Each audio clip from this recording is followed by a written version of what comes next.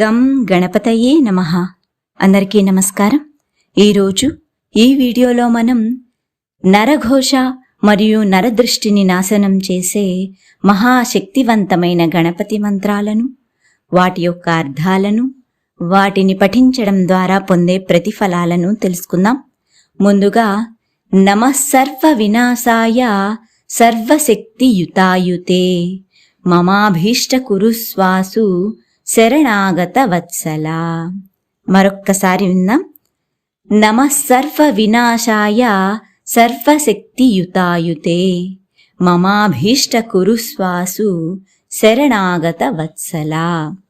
అనగా సకల సంకటాలను, విఘ్నాలను నాశనం చేసే అత్యంత శక్తివంతమైన స్వామి, నా కోరికలన్నీ తీర్చి దుష్ప్రభావాలను మరియు బాధలను తొలగించమని శరణు వేడుతూ నమస్కరిస్తున్నాను. ఇప్పుడు ఈ మంత్రాన్ని పఠించడం ద్వారా పొందే ప్రతిఫలాన్ని చూద్దాం.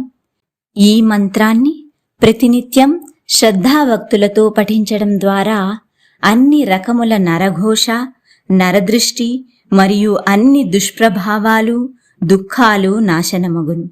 ఆటంకాలు తొలగి కోరికలన్నీ సిద్ధించును. తరువాత మంత్రం గౌరీనందన గజానన గిరిజానందన నిరంజన పార్వతీనందన శుభానన పాహి ప్రభో మాం పాహి ప్రసన్న. మరొక్కసారి విందాం.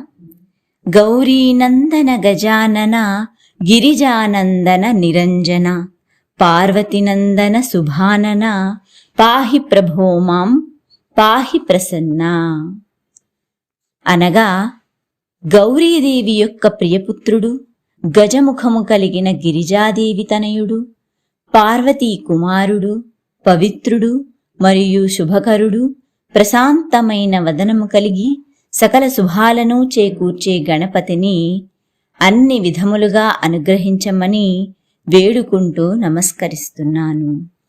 ఇప్పుడు ఈ మంత్రాన్ని పఠించడం ద్వారా పొందే ప్రతిఫలాన్ని తెలుసుకుందాం.